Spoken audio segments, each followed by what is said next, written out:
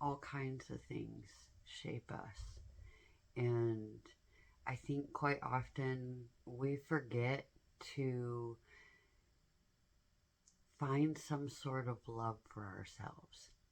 And this is something that requires going back, way back. For me personally, I can remember a time when there was, I don't know how young I was, honestly, I couldn't tell you. But I do remember the church I grew up in, and this church was not it. So for some reason, I was in this church. So I was quite young. And I remember where we lived at the time. And I was still in elementary school. So we're going to say that I was maybe early elementary school age. And I remember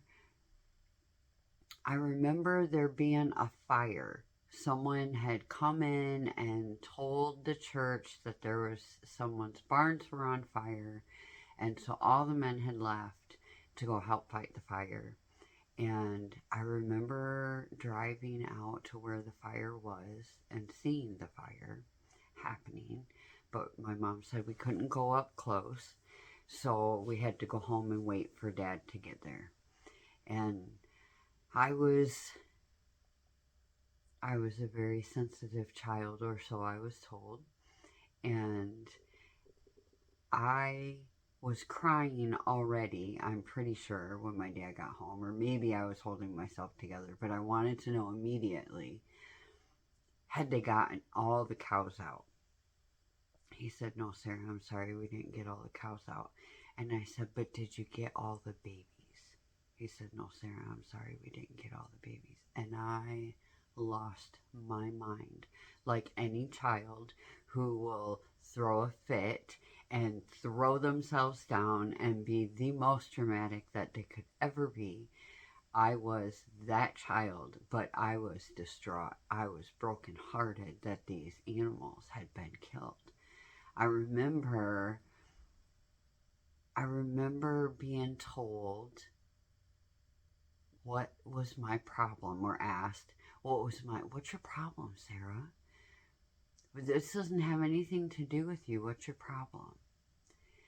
Okay, so this is something that I recognize as actually a gift that I was given. This sensitivity. With all that I've been through up to this point in my life, I would say I am probably more sensitive now than I was when I threw myself down on my bed and cried like everything was broken in me over these cows I didn't even know. My point is that we learn things way back there, and sometimes they're said to us in detriment. And it's something that maybe even the person saying it to us didn't mean it in a detriment, but our psyches took it as that. And that was the first step, or one of the first steps, that created this thing in us that made us feel like we're supposed to be small.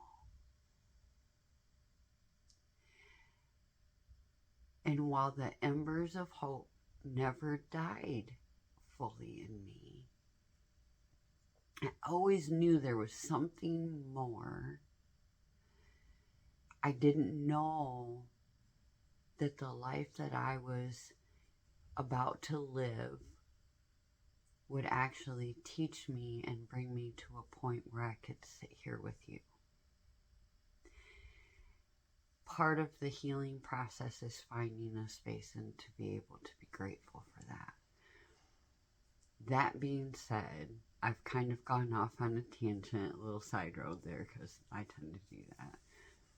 But back to the point, things change us way back here. Acknowledge that something happened back there that made you think you're supposed to be small. But you're in a place now where you're not required to be small anymore. And you're not supposed to be. We don't walk out with these grand schemes or these grand ideas of who we are now because we're free. But are we really free if we don't begin to recognize that we don't have to stay small? We can just be. So please today, remember and try to take the memory as something that is a bonus. You get to see where it started. Give yourself grace to recognize that is no longer your truth. And even if you're not fully there, maybe have a conversation with your younger self. Tell your younger self, hey man, let's flip the script on that. And start making those connections be just a little bit different. What can you say to your younger self? I'm going to say, you're not too much. You're just right. Because that's the way you were made. And you were created to be that way so that you can recognize the needs in others. So what's your thing today? What do you get to tell your younger self? Hey man, it's okay.